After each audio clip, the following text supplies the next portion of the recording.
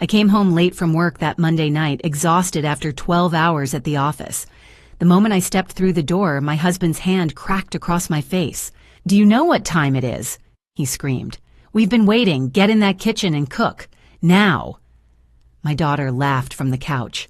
Not a word of defense, just cruel mockery. "You're so pathetic, Mom." I touched my stinging cheek and looked at them both.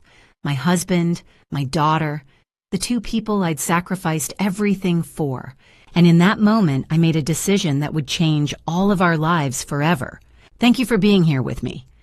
Before we continue, take a moment to comment below and let me know where you're watching from.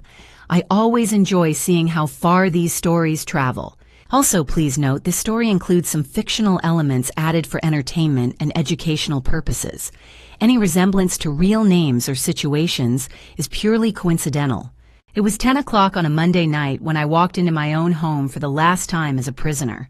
I didn't know it would be the last time, not consciously, but something in my body knew. The way my fingers gripped my work bag tighter, the way my jaw set into that familiar clench I'd perfected over 30 years of swallowing words that could have saved me. The house at 2847 Arbor Glen Drive sat quiet in the Ballantine gated community, all manicured lawns and security gates. 3 bedrooms, 2.5 baths, granite countertops. The kind of place people pointed at on Sunday drives thinking those people have it made. They had no idea. The porch light was off. Nathan hadn't turned it on for me in over a decade. I fumbled with my keys in the dark, my fingers stiff from 12 hours reviewing financial statements. Senior accountant, controller, impressive titles that meant I was the one everyone called when the numbers didn't add up, when someone needed explanations for missing funds. My back ached from hunching over spreadsheets all day. The door clicked open. Inside, the living room glowed with television light. Nathan sprawled in his recliner, the expensive massage chair I'd bought him 3 Christmases ago. At 65, he still carried his college football build, though the muscle had softened into weight he used like a weapon. His gray hair was uncombed, reading glasses perched on his head like he'd forgotten them. Melissa sat curled on the couch phone screen, lighting her face. 29 years old, still living at home, working part-time retail when she bothered. She didn't look up when I walked in. Neither of them did. "Hey," I said, quietly setting my bag by the door. "How was your day?"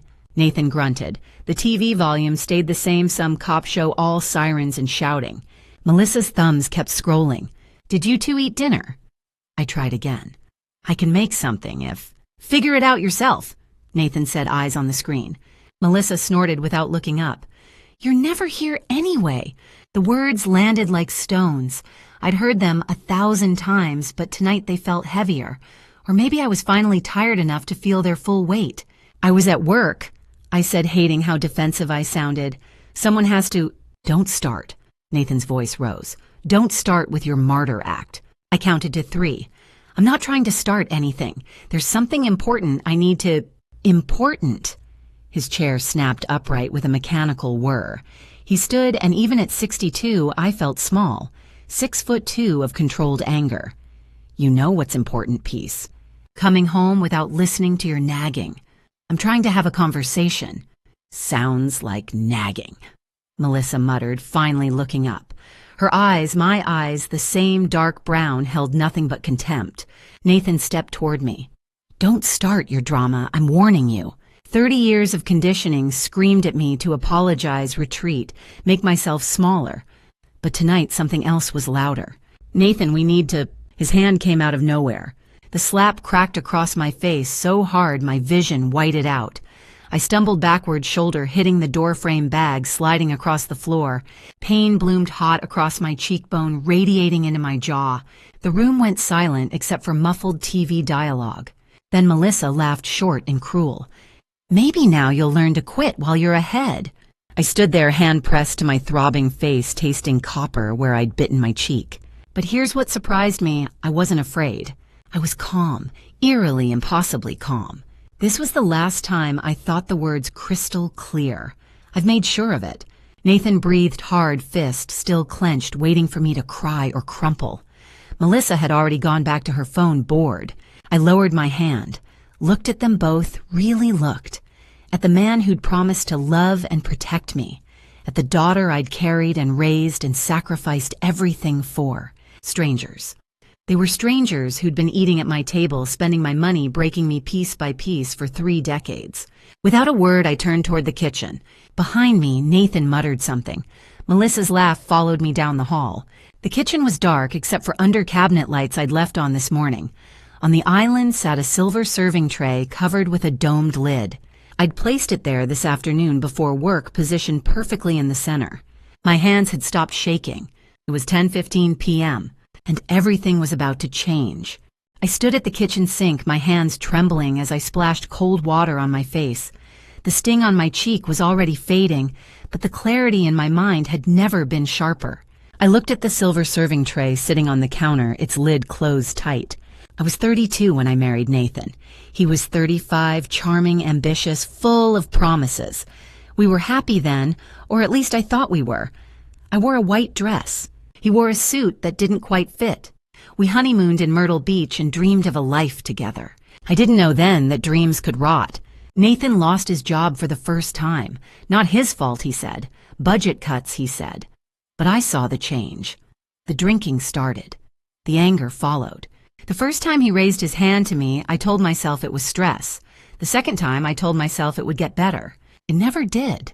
I'd been promoted to senior controller at my firm, a stepping stone to CFO. Nathan didn't congratulate me. He barely looked at me. And when I came home late that night, celebrating with my colleague Linda, he slapped me across the face and told me I was getting too big for my britches. That was the night I stopped pretending. I started planning in silence. First, the house.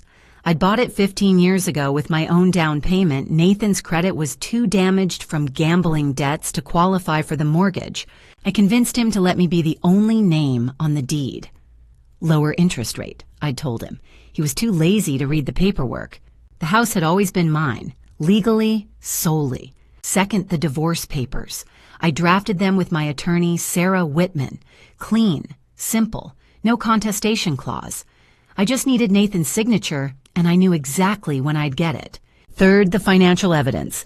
15 years of bank statements showing that my salary had been the only income supporting this family. Nathan's paychecks, when he had them, went to bars, casinos, and loan sharks. Fourth, the cameras. I installed 8 of them throughout the house, hidden in smoke detectors, picture frames, the hallway clock. Not in the bathrooms, of course, just everywhere else. For 3 months, they recorded every slap, every shove, every vicious word Nathan and Melissa threw at me. The footage uploaded to a secure cloud account in real time. Sarah Whitman had access to every second. And then 3 months ago, I did something I never thought I would. Nathan came home drunk one night, stumbling, slurring, reeking of whiskey and desperation. He passed out on the couch with his laptop still open beside him. I stood there in the dark, staring at the glowing screen. For 30 years, I'd trusted him. For 30 years, I'd been the fool. Not anymore. I opened his work files, backup folders, expense reports he'd saved locally, ones he thought he'd deleted from the company server, fake client dinners, non-existent conference trips, wire transfers to his personal account. 73,000. I copied everything onto a USB drive. Then I created an anonymous email account and sent the files directly to his company's HR department with a single line. You might want to audit your sales manager. I didn't sign it. I didn't need to. The truth would speak for itself. Fifth, the eviction. I'd already contacted Bob Sullivan, the security chief at our gated Ballantine community 2 weeks ago. I explained the situation. I showed him the deed, the divorce papers, the camera footage. He promised that when I called, he'd come immediately. Sixth, the belongings. That afternoon, while Nathan was at work and Melissa was out spending my money, I'd packed 3 large trash bags with their clothes, toiletries, and personal items. I hid them in the garage, ready to be thrown out with them. Everything was ready. I opened the silver tray and checked the documents one last time. House deed, divorce papers, bank statements, 15 years of me carrying this family alone, and one more document that would destroy Melissa completely. I closed the lid. The clock on the wall read 10:38 p.m. I took a breath, straightened my shoulders, and walked back into the living room. Dinner is ready, I said calmly. Both of you, sit down. If you're still here with me, pause for a moment and think about this. If this were happening to you, how would you react? Would you stay silent, or would you finally take control of your life? Share your thoughts in the comments, and stay with me, because what happens next is the moment everything comes to light. And just so you know, the next part of this story includes some dramatized elements created for storytelling purposes. Some details may not be entirely real. If this isn't something you wish to continue, you're free to stop watching here. Nathan and Melissa exchanged glances, confused, but they followed me to the dining room table. I set the silver tray down in the center with a quiet clink. "What is this?" Nathan asked, his tone already defensive. I didn't answer. I simply lifted the lid. Inside were 5 neat stacks of documents. I pulled out the first stack and placed it in front of Nathan. "This," I said, "is the deed to 2847 Arbor Glen Drive." Nathan picked it up, scanned it, and frowned. "So, read the name on it." His eyes moved across the page, then stopped. "Morgan Mercer, sole owner. Has been for 15 years, I said. "Remember when we bought this place, your credit was so bad from gambling that the bank wouldn't approve you.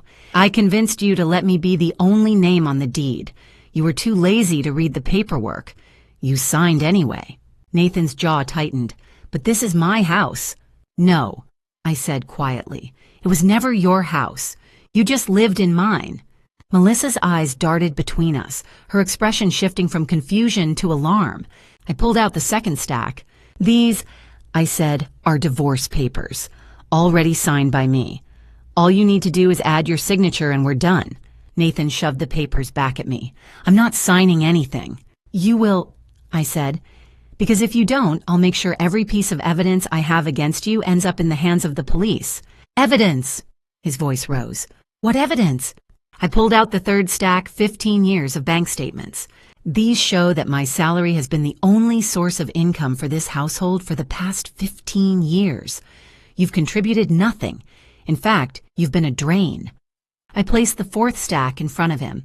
"These are copies of your company's internal expense reports, falsified client dinners, fake conference trips, wire transfers to your personal account to cover gambling debts." Nathan's face went white. "Where did you get those?" "I found them on your laptop 3 months ago," I said evenly. "You came home drunk, passed out on the couch. Your laptop was still open. I copied everything, every fake receipt, every wire transfer, every backup file you thought you'd deleted." Nathan's voice cracked. "You went through my computer." 73,000, I continued. 45,000 in payments to loan sharks, all documented. Nathan stood his chair, scraping loudly against the floor. "You had no right. I sent them anonymously to your HR department," I said, cutting him off. 3 months ago. I didn't need to sign my name. The evidence spoke for itself. Your company has been investigating you ever since, Nathan. They've just been waiting for the right moment to act." His hands balled into fists. "You set me up!" "No," I said. "You set yourself up. I just made sure the truth came to light." Melissa's voice broke the silence. "Mom, don't call me that," I said sharply. "You've called me Morgan for the past 3 years. Don't start pretending now."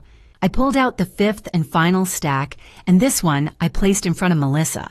Her face went pale as she saw the top page. 3 credit cards, I said, opened in my name, using my social security number, my address, my information. Melissa's hands trembled. "I can explain. $22,000 in debt," I continued. "Across 3 cards. Forged signatures on every application. Identity theft is a federal crime, Melissa. You could go to prison." "Mom, please." Her voice broke into a sob. "I was desperate. You were selfish," I said coldly. "You've been living off me for 29 years, and when that wasn't enough, you stole my identity." Nathan lunged forward, grabbing the credit card statements. "This is fake. You can't do this." "I already have," I said.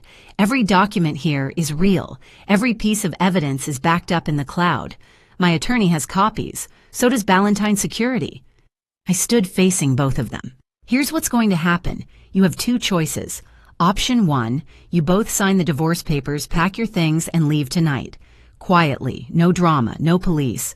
And option 2, Nathan spat. "I call the police right now," I said.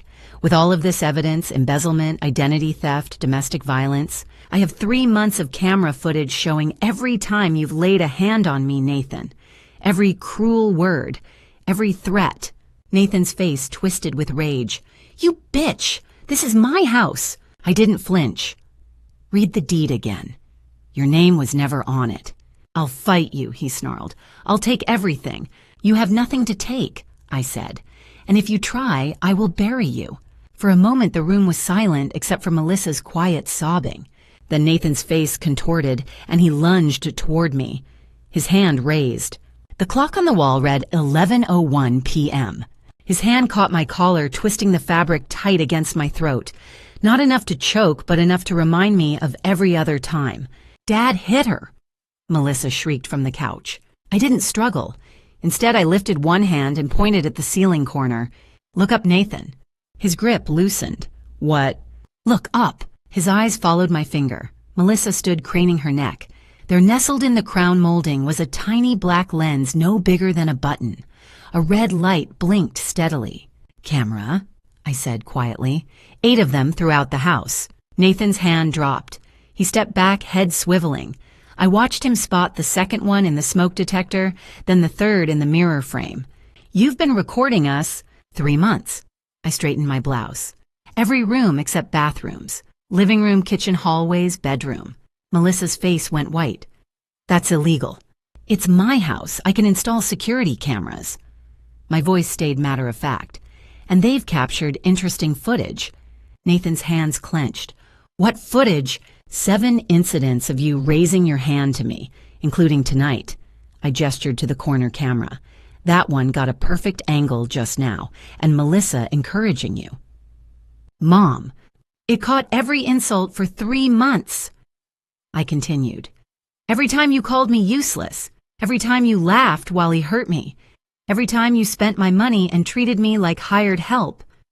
I turned back to Nathan and other things. Things you thought were private. His jaw tightened.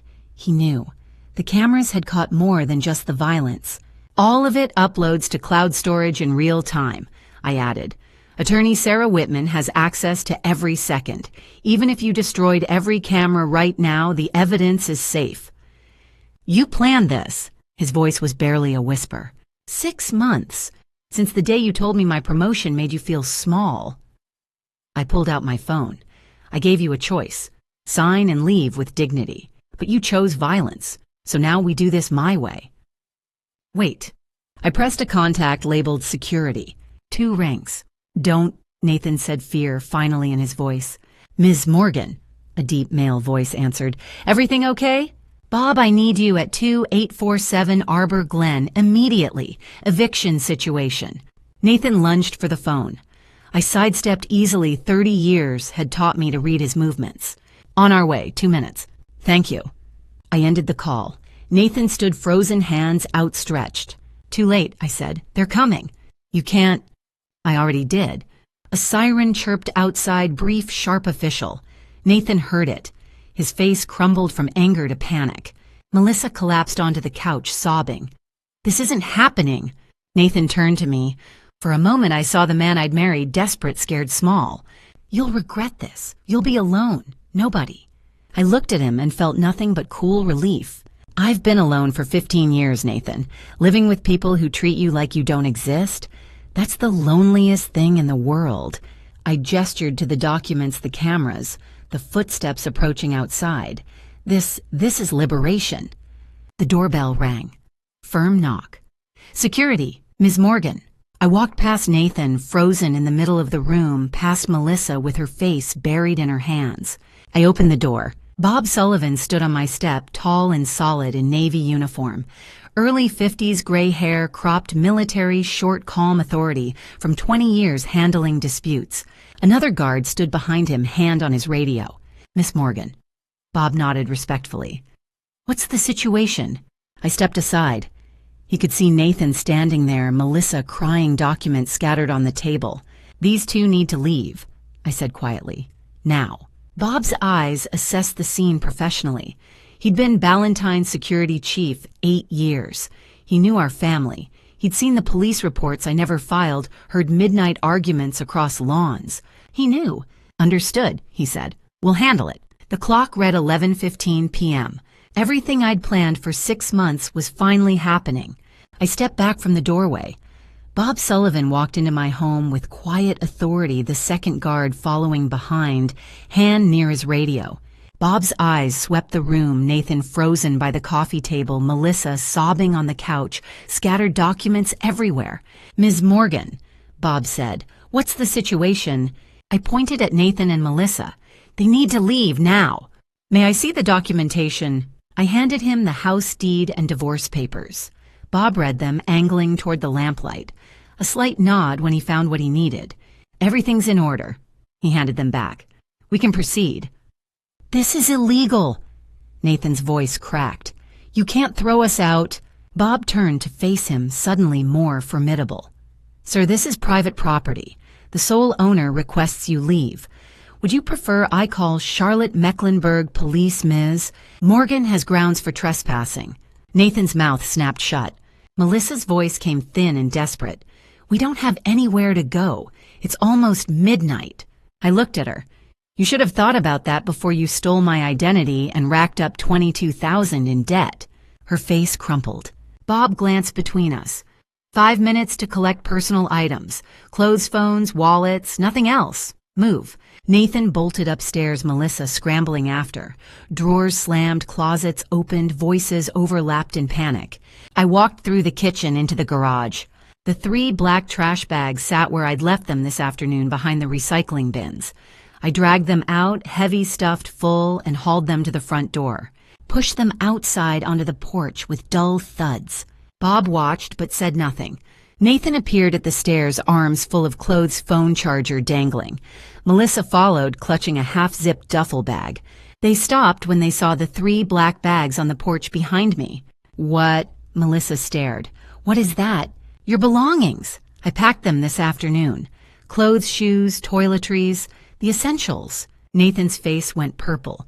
"You planned—" "5 minutes are up," Bob said. "Time to go." The second guard stepped between Nathan and me. Bob moved to escort Melissa. "No, I'm not leaving." Nathan's voice dropped dangerous. Bob didn't flinch. "Sir, you need to come with us. Easy way or hard way. Your choice." Nathan looked at me, rage, disbelief, fear, hatred flashing across his face. "You'll pay for this, you hear me?" I stood with arms crossed, silent. Bob's hand closed on Nathan's shoulder. "Let's go." They moved him toward the door. Melissa stumbled behind, crying. Nathan grabbed 1 black bag, Melissa another. The guard handed Nathan the 3rd. Nathan turned back. "You'll be alone. Nobody's going to want you. You're 62 and you'll die alone." The words should have hurt. A year ago they would have. "I've been alone for 15 years. Nathan," I said quietly. "Living with you was the loneliest thing I've ever experienced. This," I gestured around, "this is liberation." Bob guided them down the steps. Then, as if the universe had been waiting, the sky opened up. Rain came down in sheets, sudden cold, relentless. Thunder rumbled over uptown Charlotte. Nathan and Melissa stood on my walkway, clutching trash bags, rain soaking through their clothes in seconds. The porch light caught water streaming down their faces. Melissa looked back. "Mom, please." For a second, I saw her at 7, gap-toothed, holding my hand at the park. Before Nathan taught her that cruelty was currency. "I don't have a daughter," I said. My voice didn't shake. "I haven't had one for years." Bob stood between us, rain darkening his uniform. "Ms. Morgan pressed charges for the assault or embezzlement. Not tonight, but if they come back, either of them call police immediately." "Understood. We'll monitor the property." "Thank you, Bob." He nodded and followed Nathan and Melissa. 3 figures walked toward the gate, 2 security guards and 2 people carrying everything in garbage bags. I stood in the doorway and watched until they disappeared into rain and darkness. Then I stepped inside, closed the door, turned the deadbolt. The click echoed through the quiet house. My house. Mine alone. I leaned against the door, eyes closed, feeling 30 years slide off my shoulders. It was done. 30 years, gone in 40 minutes. I walked to the living room window. Through rain-streaked glass, I could just make out two figures at the end of Arbor Glen Drive, standing under the entrance sign trying to shield themselves. Nathan was on his phone, probably calling a taxi that wouldn't come. Melissa stood beside him, arms wrapped around herself, trash bag at her feet. They had no idea where they were going, and for the first time in 15 years, that wasn't my problem. The clock read 11:40 p.m. I turned from the window and poured myself a glass of water. My hands were steady. My house was quiet, and I was finally free. I stood at the living room window for longer than I'd intended, watching the rain blur the streetlights into soft halos. Even after they disappeared from view, I couldn't quite bring myself to turn away. The clock ticked past midnight. Tuesday morning, technically, the first hours of my new life. I wondered where they'd go. If Nathan would swallow his pride and call someone a friend, a co-worker, anyone who might take them in at this hour. If Melissa would finally understand what it meant to have nowhere safe to land. Through the rain-streaked glass, I imagined I could still see them at the subdivision entrance. Nathan jabbing at his phone screen while Melissa huddled under the decorative entrance sign that read, "Ballantyne, a community of excellence." The irony wasn't lost on me. I learned later through Linda, who heard it from her neighbor who worked night security, what actually happened to them that night. Nathan had tried calling a taxi, 3 different companies, but with only $47 in his wallet and no working credit cards, his were maxed out from the gambling. Melissa's were the fraudulent ones in my name. No one would come. Uber and rideshare apps wanted payment up front. His account was frozen. So they walked. In the rain, carrying black trash bags, they walked to the nearest public park, a small green space about a mile from Arbor Glen Drive. There was a pavilion there, the kind with picnic tables bolted to concrete, where families held birthday parties on summer weekends. That's where they spent the night. I pictured Melissa's phone dying slowly, the battery percentage dropping as she desperately scrolled through contacts, trying to find someone who'd answer at 1:30 in the morning. I imagined Nathan sitting on a damp picnic table, his back against a support post, finally feeling the full weight of what he'd lost. Did they fight? Probably. Melissa blaming him for the gambling, the temper, the violence that had brought them to this moment. Nathan shouting back that he'd supported her for 29 years, conveniently forgetting it was my salary that paid for everything. With Mom's money, Melissa would have said, and maybe that's when it finally hit them both. The rain would have slowed around 3 in the morning. That's what it did in Charlotte. These spring storms that came hard and fast and then softened into drizzle. I imagine Nathan slumped on that stone bench, his back aching from the cold and damp. Melissa curled up on the table itself, using one of the trash bags as a blanket, crying herself into fitful sleep. At dawn, I was making coffee in my quiet kitchen by then. Nathan would have stood up, joint-stiff, phone battery in the red. 12%, maybe less. "I'm going to the office," he would have said to Melissa. "I'll fix this." And Melissa exhausted and scared. What if Mom already told them? She wouldn't dare. That's what he would have thought. That I was bluffing. That the embezzlement evidence was fake, or that I'd never actually report him because it would embarrass the family. He'd spent 30 years underestimating me. Why would this morning be any different? I sipped my coffee, watching the sun come up through my kitchen window, my window in my house, and knew exactly where Nathan was headed. South Park, Morrison Boulevard. His office, where he'd worked for 2 years, where he thought he still had a job. He had no idea that yesterday, Monday, while I was at work and he was lounging in his recliner, his company had completed their internal audit. That the discrepancy reports were already on his CEO's desk. That HR director, Jennifer Walsh, had already drafted the termination paperwork. He was walking into an ambush and didn't know it. Melissa would have stayed in that park, I figured, clutching her trash bag phone down to 4%, wondering how her life had fallen apart in a single night. I set down my coffee cup. The clock on my microwave read 6:00 a.m. Nathan was probably halfway to South Park by now, walking along the main road still damp from the rain, carrying his pathetic bag of belongings and whatever was left of his pride. I should have felt something. Guilt, maybe, remorse. Some small pang of sympathy for the man I'd once loved enough to marry. But all I felt was the quiet satisfaction of a plan executed perfectly, and the deep, settled peace of finally being alone. At 7:45 that morning, my phone buzzed. It was a text from David, a colleague at Nathan's company. Morgan just saw Nathan walk into the building. Looks rough. HR called an emergency meeting at 9. Thought you should know. I stared at the message from my corner office on the 40th floor. Through the window uptown, Charlotte gleamed in the morning sun, sharp, clean, unforgiving. Nathan had no idea what was waiting for him. I didn't respond to David. I didn't need to. I already knew exactly what was about to happen. Nathan walked through the glass doors of his office building, soaked and exhausted. His shirt was wrinkled, stained with rain and sweat. His hair was matted. He smelled like a man who'd slept in a park pavilion. The receptionist looked up, startled. "Mr. Mercer." "Morning," Nathan muttered, brushing past her toward the elevator. He had 45 minutes before anyone else arrived. 45 minutes to clean up, to look presentable, to figure out what the hell he was going to do. He didn't have 45 minutes. Nathan sat at his desk, staring blankly at his computer screen when the email notification pinged. From Jennifer Walsh, Director of Human Resources, subject, "Urgent meeting, required time. 9 a.m. Conference Room B. Nathan, your presence is required for an urgent meeting this morning at 9 a.m. in Conference Room B. This is mandatory and time-sensitive. Jennifer Walsh." Nathan's stomach dropped. He told himself it was routine, a scheduling conflict, a client complaint. But deep down, he knew.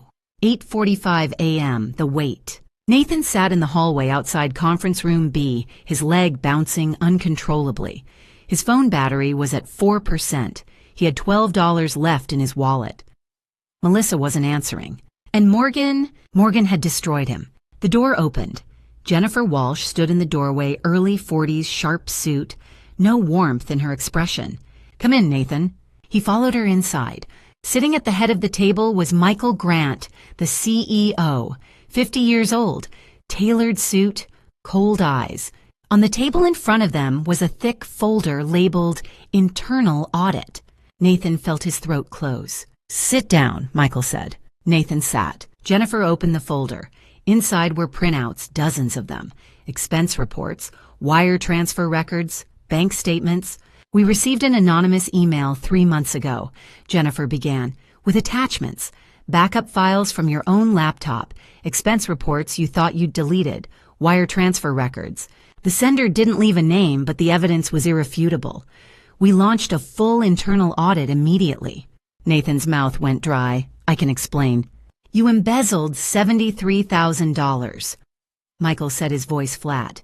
"Over 18 months, fake client dinners, fake conference expenses, wire transfers directly into your personal account. I was going to pay it back. You were paying off gambling debts," Jennifer cut in.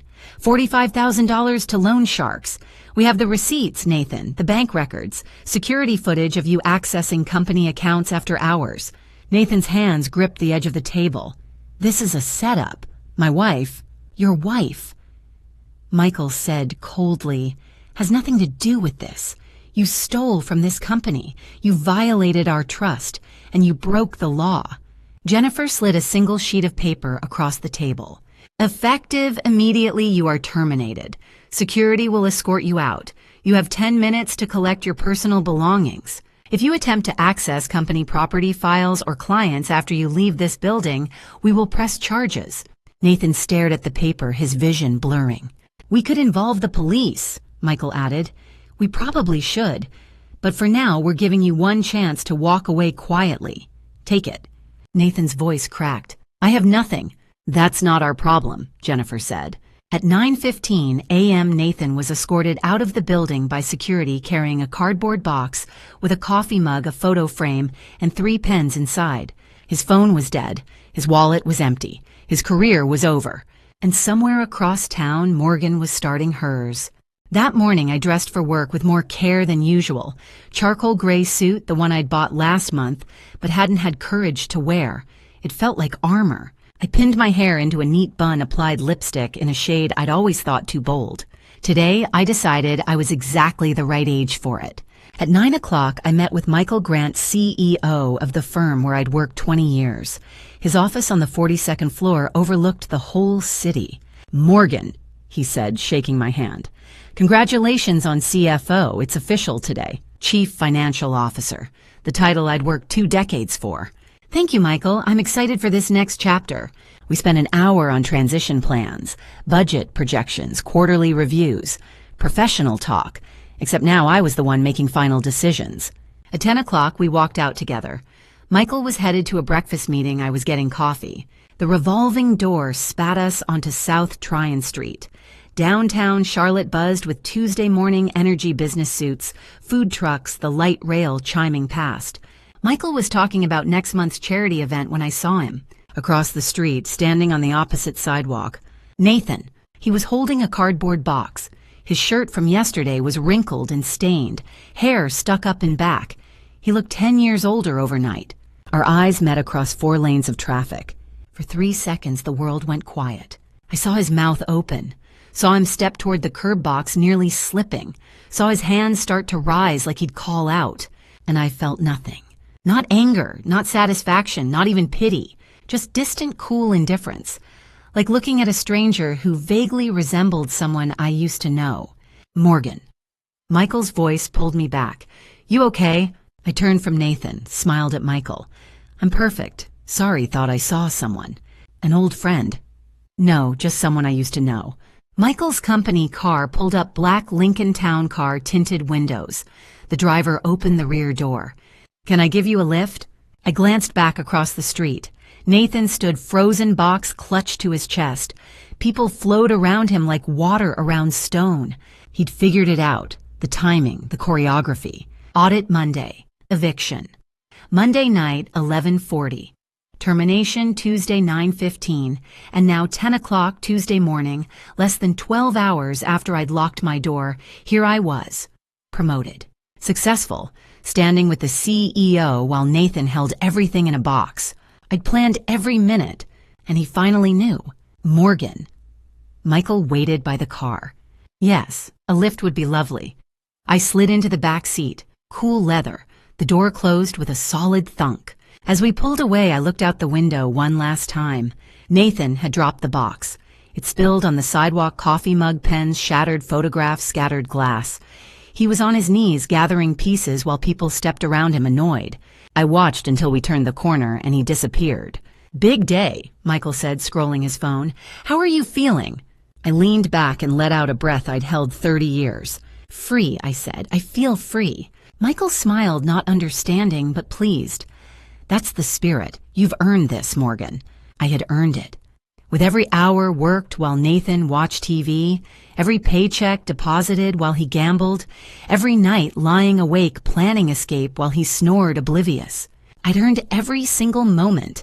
The car merged onto 4th Street, heading uptown. Through the window, Charlotte looked beautiful, glass and steel and possibility. Somewhere behind us, Nathan was probably still on his knees gathering pieces of a life he'd shattered himself. And I was in a Lincoln Town car heading toward a future he couldn't touch. I pulled out my phone, texted Linda, coffee this afternoon, I have news. Immediate reply, I heard CEO called this morning. CFO Morgan. So proud of you. I smiled and tucked my phone away. The car glided through downtown, smooth and quiet, carrying me toward everything I'd fought for. And I didn't look back. Not even once. I didn't know what happened to them that afternoon. I was at my desk, still getting used to the nameplate reading Morgan Richardson, CFO, when Linda stopped by with coffee and congratulations. It wasn't until later I pieced together where they went, what they did, how far they'd fallen in 24 hours. While I settled into my corner office, they were selling off the last pieces of their dignity. Nathan walked back to the park around 12:30. Melissa was still there, huddled under the pavilion trash bags beside her, phone dead. Makeup smeared into dark circles. Well, she said when she saw him. Nathan dropped onto the bench. I'm fired. What? They knew. The embezzlement. Everything. His voice was hollow. And I saw her, Morgan, coming out of her building downtown with her CEO. She got promoted to CFO. He laughed bitterly. She planned it all. Audit Monday. Eviction Monday night. Fired Tuesday morning. Promoted Tuesday morning. She timed every piece. Melissa's face went gray. While we were living in her house, she was planning. We have nothing, Nathan said. No money, no home, no job. This is your fault. Melissa's voice rose. "You're gambling. Your temper—" "Shut up." "No, you destroyed—" His hand cracked across her face. Melissa stumbled back, hitting the post. She stared at him, hand on her cheek, eyes wide. "You're just like him," she whispered. "Exactly like him." Nathan looked at his raised hand and slowly lowered it. 30 years hitting Morgan, now starting on Melissa. The cycle continued. "We need money," he said finally. "What do we have?" They counted. Nathan had $47 cash, a fake Tag Heuer watch wedding ring. Melissa had $12 diamond earrings Morgan gave her at 21 and an iPhone. "We sell everything," Nathan said. The pawn shop on Central Avenue had bars on windows and flickering neon reading, "Cash." The man behind the counter, 50s beard, faded tattoos, looked them over with weary recognition. Nathan laid down the watch. "Tag Heuer, paid $800. The man picked it up, snorted. "Fake, $200. 200 or nothing." Nathan's jaw clenched. "Fine." Melissa set down the earrings, hands shaking. "Real diamonds, worth $8,000. The man examined them through a loop. $650. $650. Melissa's voice cracked. "For $8,000 earrings." "Supply and demand. Best I can do." Nathan put down his wedding ring. 30 years of marriage. "How much?" $350. Nathan closed his eyes. "Deal. $1,200 total." They walked out with cash and nothing else of value. Budget Inn on East Independence Boulevard advertised weekly rates in peeling letters. The parking lot was cracked asphalt and cigarette butts. The office smelled like mildew and defeated air freshener. $180 a week, the clerk said, not looking up. "Cash up front." Nathan counted out bills. 1 week. The clerk handed him a key on plastic. Room 14, checkouts 10. Room 14 had stained carpet, a flickering TV bathroom tiles that were maybe white in 1987. Melissa spotted a roach and made a strangled sound. They sat on the bed plywood with a thin sheet. "How did we get here?" Melissa whispered. Nathan didn't answer for a long time. Then, "Your mother. She destroyed us." "No." Melissa's voice was quiet but firm. "We destroyed ourselves." Nathan turned to look at her. "You gambled our money, stole from your company, hit Mom for 15 years, and I—" Her voice broke. "I stole her identity, laughed when you hurt her, treated her like nothing. She didn't destroy us, Dad. She just stopped letting us destroy her." Nathan had no response. He lay back and stared at the water-stained ceiling. Beside him, Melissa wiped her eyes and looked at the envelope, $1,020 Nathan had tucked under his pillow. Everything they had left. The clock read 6:47 p.m. Tuesday evening, less than 36 hours since Morgan served them dinner on a silver tray. Melissa lay down, turning away from her father, but she didn't sleep. She kept thinking about that envelope. "I didn't know it that night, but while I slept peacefully in my quiet house on Arbor Glen Drive, Melissa was making the same choice I'd made 24 hours earlier, the choice to save herself." Linda told me later what the motel security footage showed, what Melissa did in the dark hours of Wednesday morning while her father slept, and I dreamed of my new office with my name on the door. At 2 a.m, Nathan was finally deeply asleep. 48 hours without rest had caught up to him. He lay on his back on that terrible motel bed mouth, open, snoring softly. Melissa lay beside him, eyes wide open, staring at the water-stained ceiling. She'd been lying there for 7 hours, thinking, calculating, coming to the same conclusion over and over. "I'm 29 years old, no college degree, no real job experience, no future. Dad's gambling will burn through that money in weeks, maybe days. If I stay, I'll drown with him. I have to save myself." At 2 o'clock exactly, she sat up. Slowly, carefully. The bed springs creaked, but Nathan didn't stir. She reached under his pillow. The envelope was right there, barely hidden. He'd been too exhausted to think about security, too broken to imagine his daughter would do to him what he'd spent 30 years doing to me, taking what wasn't really hers. Melissa pulled out the envelope and carried it to the bathroom, locked the door, sat on the closed toilet lid and counted under the flickering fluorescent light. $1,020, everything they had. She took $20 and put it back in the envelope. Enough for Nathan to eat for a day, maybe 2. Not enough to matter. The other 1,000 she folded carefully and stuffed into the front pocket of her jeans. She changed out of her sleeping clothes into jeans and a hoodie, washed her face, stared at herself in the spotted mirror and barely recognized the woman looking back. When had she become this person? She knew the answer. She'd always been this person. She'd just been better at hiding it when Mom was paying the bills. Melissa found a motel notepad and pen by the bathroom sink. Wrote quickly, "Dad, I'm sorry. I have to go. M." She folded the note, walked back into the room, and set it on the nightstand next to Nathan's side of the bed. He was still snoring, mouth open, vulnerable.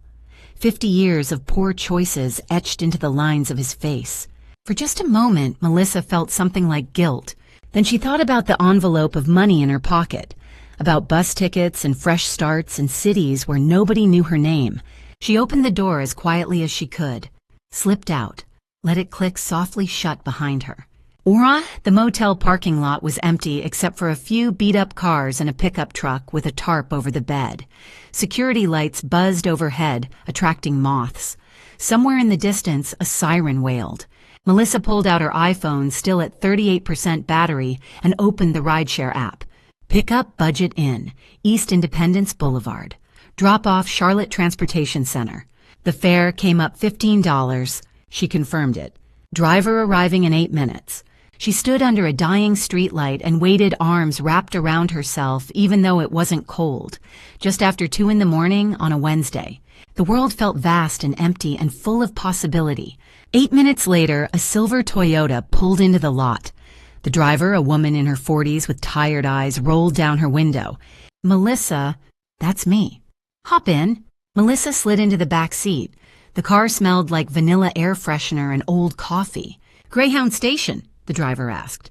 "Yes, Charlotte Transportation Center." Running away or starting over? Melissa looked out the window as the Budget Inn sign faded behind them. "Is there a difference?" The driver smiled sadly. "Not really, honey, not really." They drove through empty Charlotte streets, past closed businesses and sleeping neighborhoods, and the occasional all-night diner. Melissa watched it all pass and felt nothing. No regret, no fear, just a hollow sort of relief. She had $1,000 and a phone and no one to answer to. It was more freedom than she'd ever had in her life. The motel security camera had caught it all, Melissa walking to the parking lot, getting into the car, driving away. But Nathan wouldn't check that footage, wouldn't even think to ask. He'd just wake up, read the note, and realize his daughter had done exactly what I'd taught them both. She'd chosen herself. At 2:30 in the morning, while Nathan slept in room 14 of the Budget Inn, dreaming whatever dreams desperate men dream, Melissa was halfway to the Greyhound Station with everything he had left tucked in her pocket. And I was at home in my bed, in my house, sleeping better than I had in 15 years. None of us knew it yet, but the story was far from over. Wednesday morning, I was reviewing quarterly budgets when Bob Sullivan called. "Ms. Morgan, your ex-husband showed up at the house." I set down my pen. "Did he try to get in?" "Tried. Couldn't. Locks are changed." He looked through windows, then broke down on the front step. Bob's voice softened. "I had to escort him out. He's in bad shape." "Thank you for handling it, Bob. He won't be back. I made that clear." After I hung up, I stared at the Charlotte skyline through my window. Somewhere out there, Nathan was discovering how thoroughly I dismantled his life. Then I went back to my spreadsheet. Later, Bob filled in the rest. Nathan woke at 9 Wednesday morning to an empty room. "Melissa," he called out. "Melissa." Silence. He sat up. The bathroom door stood open, empty. Her trash bag was gone. Every trace of her had vanished. Then he saw the note on the nightstand. "Dad, I'm sorry. I have to go. M." "No," he whispered. He reached under his pillow. The envelope was there, but too light. Inside, a single $20 bill. $1,000 gone. "She took everything," he breathed. "My own daughter." 30 years of taking from me and Melissa had learned the lesson too well. At 9:30, the motel manager knocked. "Mr. Nathan, week's up tomorrow, paying for another." Nathan looked at the 20 in his hand. A week cost $180. He had 20. "I don't have money." "Out by 10 a.m. Thursday, no exceptions." The manager left. At 10 o'clock, Nathan tried his phone. Called Melissa. "The number you have dialed is no longer in service." Called me. "The caller you are trying to reach is not accepting calls from this number." Emailed me. This sender has been blocked by the recipient. Nothing. No one. Nowhere. Nathan threw his phone across the room. The screen cracked but didn't break. At 11, he walked out of the Budget Inn and started the long trek to Ballantyne. 45 minutes later, he stood at 2847 Arbor Glen Drive. The first thing he saw a sign on the lawn. Sold. No, he breathed. How? He tried his key. Didn't work. Locks changed. He looked through the front window. Empty. Completely, utterly empty. The couch gone. His recliner gone. Coffee table gone. Walls bare. No pictures, no furniture, nothing. Like no one had ever lived there. Nathan moved window to window. Kitchen empty. Dining room empty. Through the back window, he could see the upstairs bedrooms were stripped clean, too. It looked like no one had ever lived there at all. Nathan sank to his knees on the front step. She sold it, he whispered. But it's only been 3 weeks. But even as he said it, understanding crashed over him. I hadn't listed the house after evicting them. I'd listed it a month before. I'd signed the sale contract with a clause for immediate handover within the week. And because the house had always been solely in my name, purchased 15 years ago, when his credit was too damaged from gambling to qualify, Nathan had no legal say in the sale. No signature required. No consent needed. It had never been his house legally, just mine. Professional movers had arrived at 4 in the morning on Tuesday, while Nathan was wandering the streets and Melissa was curled up in that park pavilion. By the time the sun rose Tuesday morning, the house was empty. Furniture, pictures, every trace of our lives gone, loaded into trucks and hauled away while they slept on park benches. $485,000 deposited into my account Monday afternoon. And Nathan hadn't known until this moment, kneeling on the front step with $20 in his pocket. A security vehicle pulled up behind him. Bob Sullivan got out. "Sir, you need to leave." "This was my home," Nathan said, voice breaking. "I lived here 30 years, raised my daughter here." "Not anymore." Bob's hand rested on his radio. "Ms. Morgan made it clear, you're not welcome. Return and she'll press trespassing charges." "Where am I supposed to go?" "Not my concern, but you need to leave Ballantyne, now." Bob walked him to the subdivision entrance. Neighbors peeked through curtains, whispered behind doors. At the gate, Bob stopped. "I'm sorry it came to this, but you brought it on yourself." Nathan said nothing, just walked through the gate, heading back toward the Budget Inn. $20 in his pocket, nowhere to turn. Noon on Wednesday, 72 hours since I'd served dinner on a silver tray. Nathan had nothing. No wife, no daughter, no home, no job, no money, no future. Just $20 and the long walk back to a motel that would kick him out tomorrow. 6 months passed. I didn't see Nathan, didn't see Melissa, didn't think about them much, to be honest. I was too busy building the life I should have had all along. By June, 3 months after I'd locked that door on them, I was officially CFO. By August, I'd launched the foundation.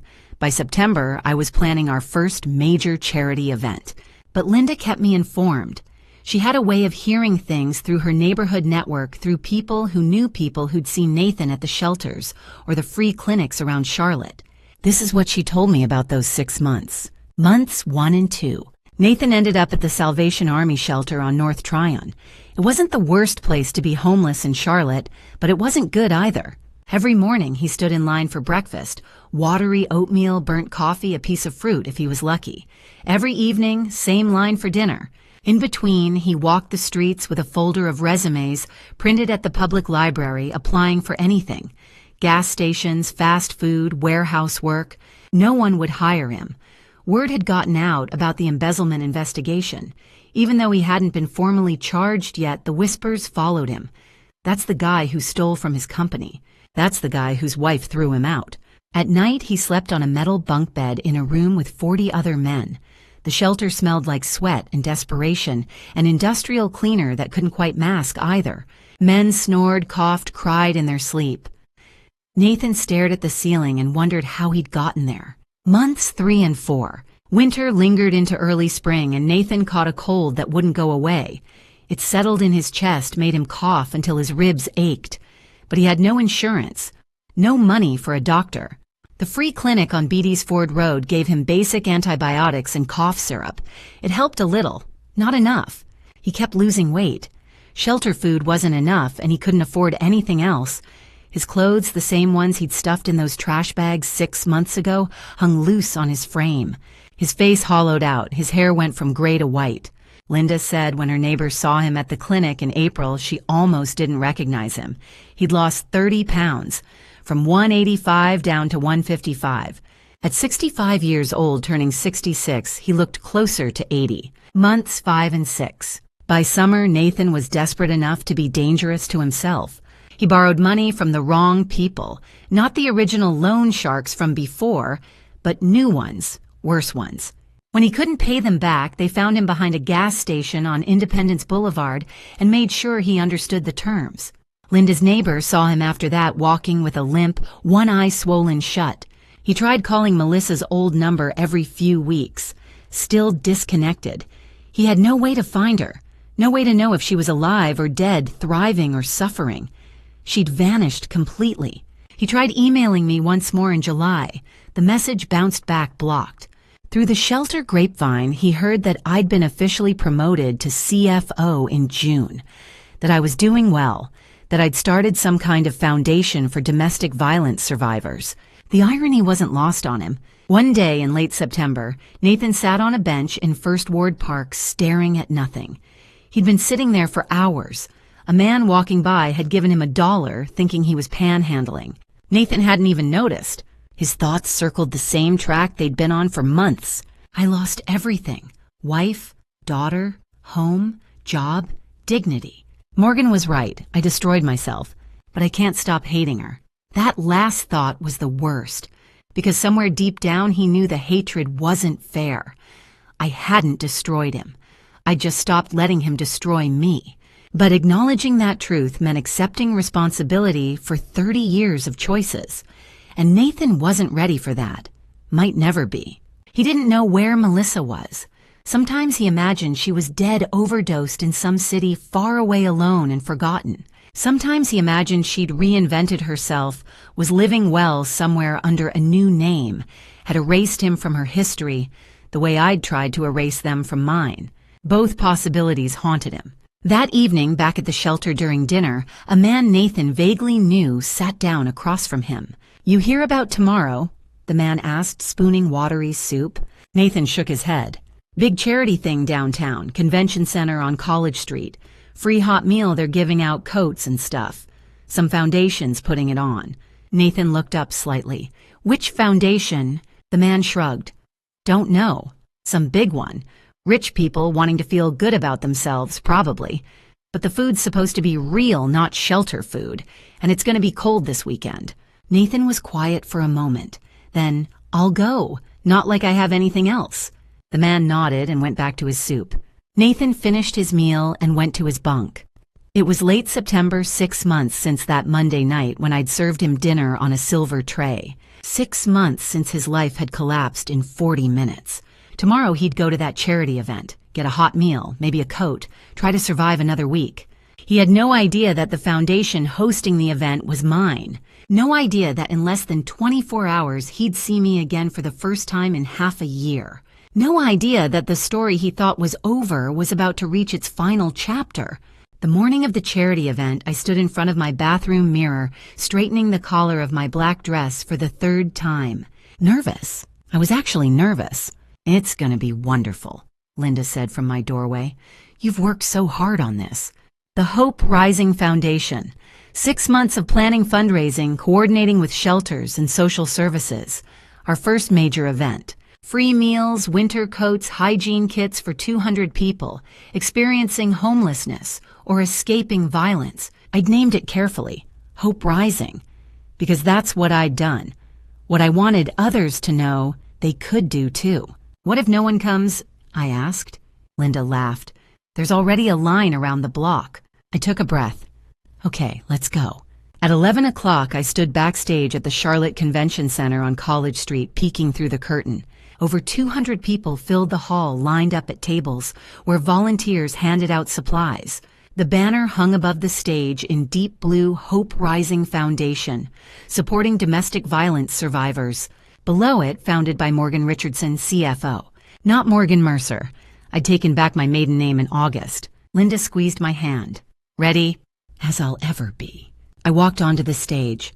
Applause filled the hall. Donors, volunteers, community partners. The people in line looked up with tired, cautious hope. I gripped the microphone. Good morning. Thank you all for being here. My voice echoed.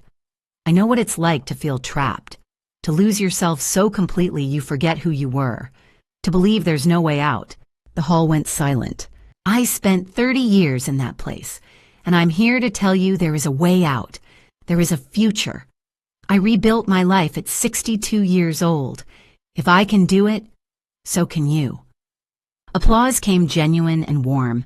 Some people wiped their eyes. I finished my speech, thanked everyone, and stepped off stage. My heart pounded in a good way, a proud way. Linda was waiting with a hug. That was perfect. As we walked through the hall, checking distribution tables, I felt it. That bone-deep satisfaction of doing something that mattered, of turning pain into purpose. And then I saw him, Nathan, standing in line 20 feet away, holding a box marked Hope Rising, inside a meal coat toiletries. He looked up, our eyes met. For 3 seconds, time stopped. He'd aged a decade in a year. Gaunt face, sharp cheekbones, papery skin, clothes hung loose, hair completely white.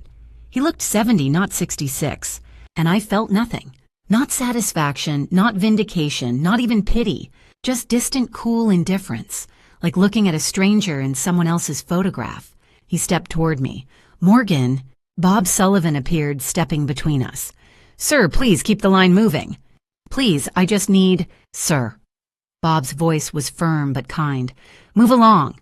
Nathan's eyes found mine again, desperate and pleading. I turned away, continued my conversation with Linda. Didn't look back. Behind me, Nathan's footsteps shuffled away. Outside the convention center, Nathan stood on the sidewalk holding his charity box. People streamed past. He looked up at the banner through the glass doors. Hope Rising Foundation. She'd risen, built something beautiful from ashes, and he'd fallen, lost everything, become exactly the kind of person who needed her charity, and she didn't care. Not anymore. Dad, Nathan froze. That voice. He turned slowly. Melissa stood 10 feet away, half hidden behind a concrete pillar. 29, but looking older, thinner, wearing ill-fitting clothes. Hair shorter, dyed differently. But it was her. Melissa. His voice cracked. Where have you been? I've been... I know. She stepped closer. Hardness in her eyes. Calculation. I heard about the event. Figured you'd be here. I thought you were dead. I'm fine. Melissa glanced at the doors. Is she in there, Mom? Nathan nodded slowly. She doesn't want to see us. I don't want to see her either. Melissa's jaw set. I just wanted to check if you were alive. Barely. They stood in weak autumn sunlight, father and daughter, both broken. What do we do now? Nathan asked. Melissa looked at him for a long moment, then turned and started walking away. Melissa, wait. She didn't stop, just raised one hand in a half wave and disappeared into the midday crowd. Nathan stood alone, holding a charity box from his ex-wife's foundation, watching his daughter walk away for the second time. Noon on a Thursday in late September. 1 year since I'd served him dinner on a silver tray, and Nathan finally realized what I'd known all along. The best revenge isn't destruction. It's becoming so happy, so successful, so free that the people who hurt you become irrelevant. Inside the convention center, I stood near the glass wall watching them.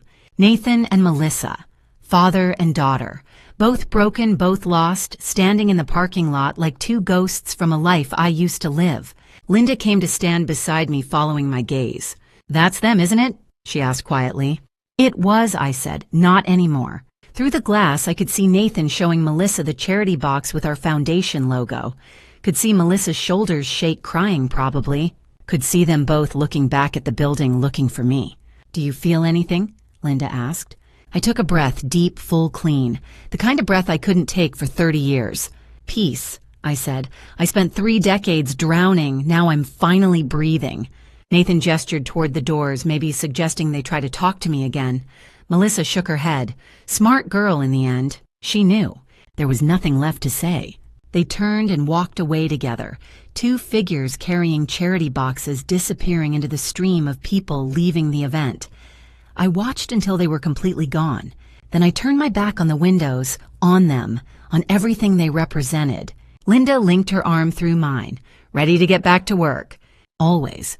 We walked back toward the stage where volunteers were organizing the afternoon resource fair. Behind me, the banner caught the light, Hope Rising Foundation. My life's work. My purpose. My revenge in the best possible way. I didn't look back at those windows again. Not once. 3 years later, the Hope Rising Foundation now operates in 4 cities. We've helped over 2,000 people escape violent situations, find housing, rebuild their lives. I'm 66 years old, CFO of one of Charlotte's most respected firms, founder of an organization that's changing lives every day. I bought a penthouse on the 30th floor with windows overlooking the whole city. I travel. I laugh with Linda over wine. I wake up every morning in a bed that's mine, in a home that's mine, in a life that's entirely beautifully mine. I heard through the shelter network that Nathan is still in Charlotte. Still homeless, though he's found steadier support through programs we don't fund. He's 69 now. I hope he's found some kind of peace, though I don't think about it often. Melissa left the city, someone told me. Headed west, maybe California. I hope she's doing better. I hope she learned something from watching everything fall apart. But I'll never know, and that's okay. I don't need to know, because here's what I learned in those 30 years of drowning, and in these 4 years of breathing. The best revenge isn't destroying the people who hurt you. It's not making them suffer or watching them fall. The best revenge is becoming so completely radiantly happy that they become irrelevant. It's building a life so full of purpose and joy that you forget to hate them. It's waking up one day and realizing you haven't thought about them in weeks. That's freedom. That's victory. That's revenge. And it's the sweetest thing I've ever tasted. Looking back at my story, I see it clearly now. I wasted 30 years waiting for change instead of creating it. Don't be like me. Don't wait until you're 62 to realize that family drama stories like mine don't have to define your whole life. God gave me 3 chances to leave: when Nathan first raised his hand, when Melissa started treating me like a servant, when I saw my reflection and didn't recognize myself. But I ignored his signs. I thank God now for giving me the strength to finally walk away. And I praise God every day for the peace I've found since. Here's what I learned. Respect yourself or no one else will. Set boundaries or people will walk all over you. And remember, leaving toxic people isn't cruelty. It's self-preservation. These family drama stories teach us that blood doesn't excuse mistreatment. Even grandma stories from my own childhood warned me a house without respect is just walls and a roof. My grandmother was right. Those grandma stories about standing up for yourself weren't just old-fashioned advice, they were survival wisdom. I wish I'd listened sooner to those grandma stories. If you're in a situation like mine, ask yourself, would God want you to suffer this way? The answer is no. God wants you free, whole, and loved. To those facing similar family drama stories, break the cycle. You deserve better. To anyone who feels trapped, there is always a way out. I rose at 62. You can rise at any age. If this story resonated with you, please subscribe. Share it with someone who needs to hear it. Final note. This content contains dramatized storytelling elements for educational purposes. Some details are fictionalized, but the lessons and messages are entirely valuable. If this style isn't for you, that's okay. Please seek content better suited to your needs.